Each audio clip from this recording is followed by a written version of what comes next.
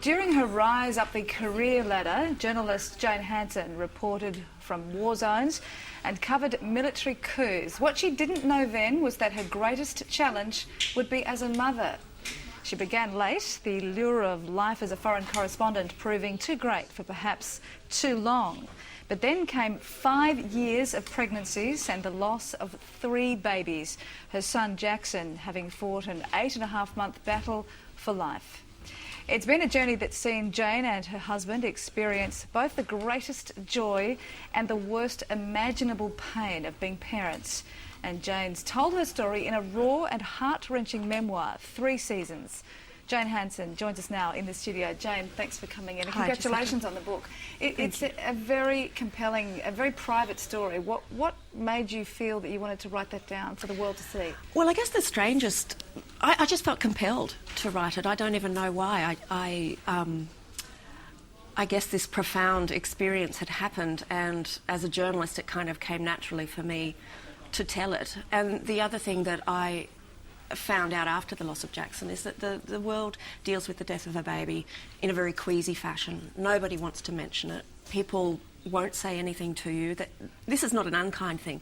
They actually fear that they're going to say something that might hurt you or might remind you that you lost your child. But of course that silence around the issue, it's almost like a last taboo, that drove me up the wall. And from the research I did, it was a fairly common thing amongst bereaved parents that you needed to talk about the loss of your child. You needed to get it through your own head because it's so incomprehensible at such an instinctive level.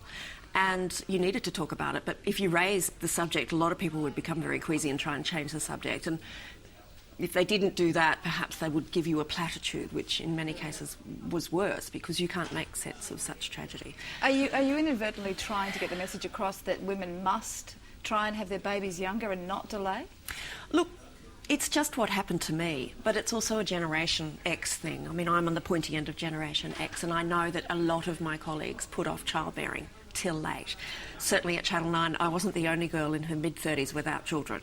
You know, I was actually the norm, and I think that's still pretty much the case because it's one of those careers where you climb and you climb and you climb, and it's very competitive, and it's 24/7, and you worry about what it's going to do to your career if you stop and take the necessary time out. So you just hope that it's all going to fall into place at some point, but we actually do need to put a little bit of planning into it.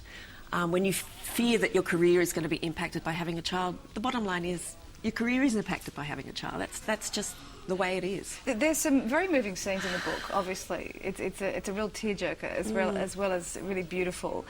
But when you go to Iraq as a journalist and you say that it's diversion therapy to get you away from the pain of losing your child, but when you're there, you keep having all of these coincidences and meeting other women on the other side of the world who've been through what you've been through. Do you think there's such a thing as a coincidence, or were you being taught lessons? I certainly felt that there was some divine hand slapping me in the face at that point. I mean, I'd lost a baby at 19 weeks into the pregnancy, which is a terrible time to lose a child because they are perfectly formed and, you know, they're just a few weeks away from, you know, what's considered viable. And you go through the labour and you ache for that child as much as you do a full-term child.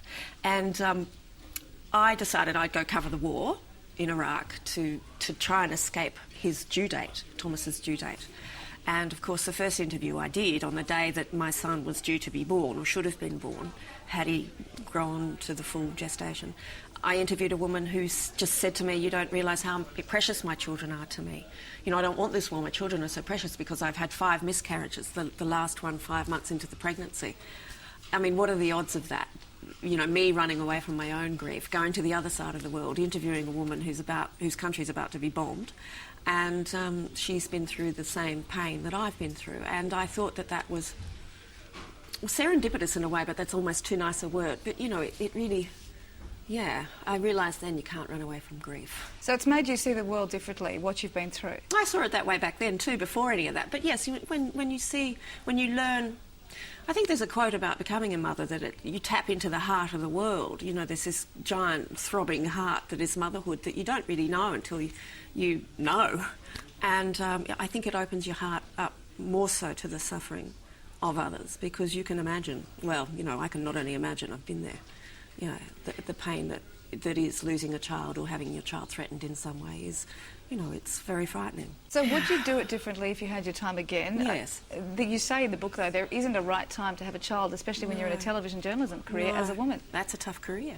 And especially if, you know, you're leading that exciting life of the war correspondent or the foreign correspondent, or, you know, you want to cover these things, and it's just not a job that's conducive with childbearing. I mean, you have to give it up at that point, which I was prepared to do. I just guess time got away on me. If I had my time over again, I definitely, you know, if I met my husband in my late 20s, I'd definitely have my babies in my early 30s if I had my time over again. But, you know, having been through so much loss, it's very difficult to, you know, scold yourself because, you know, I'm frankly sick of beating myself up because you have so much guilt when you lose a child. You blame yourself, you blame every aspect of your life, and, you know, regrets and that, it just seems to make things worse. So I guess I'm at the point where I'm trying to learn to accept it. Was it cathartic for you, writing it all down? People always ask that question. I think it's an interesting question because nothing changes at the end of the book. You know, nothing's changed. I guess what it gave me was clarity. You know, grief is such an intense thing, and I certainly, you know, there are moments I didn't think I was going to survive the loss of a child. The grief was that intense. So I guess writing it all down let me crystallise things and clarify things. I can see things now that I couldn't see then when I was, you know, right in the middle of losing Jackson. I can see now. Unfortunately, I can see that I would do things differently and that he would possibly still be alive. But, you know. Well, you say that throughout the book, and I really got the sense that you were giving yourself a hard time over that. But perhaps it's because I'm a control freak, but probably a recovering control freak in that sense. But yeah, I think it's very difficult. It's very difficult for a parent to watch their child slipping away, and you try everything. But you know, I know now that he had a small window of opportunity for me to have changed things. Had I been a bit more intuitive, had I had a bit more medical knowledge.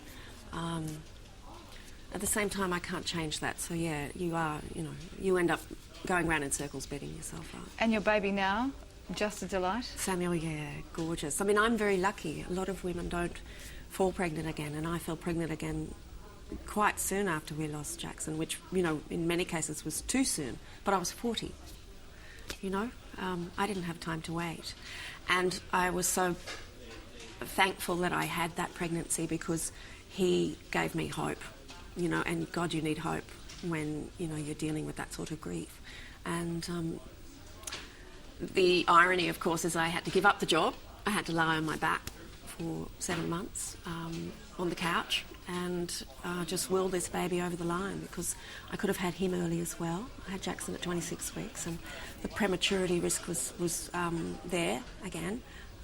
So I had to, you know, down tools and take a lot of time off work, and eventually I ended up, you know, getting him to 38 weeks, which was just marvellous to hear the cry of a healthy baby and to also appreciate what a miracle it is. A healthy child is such a remarkable miracle, and I'm grateful every day that he has health and that I have him, and it's good to be grateful when you've been through so much loss, because otherwise it can be, you know, very depressing.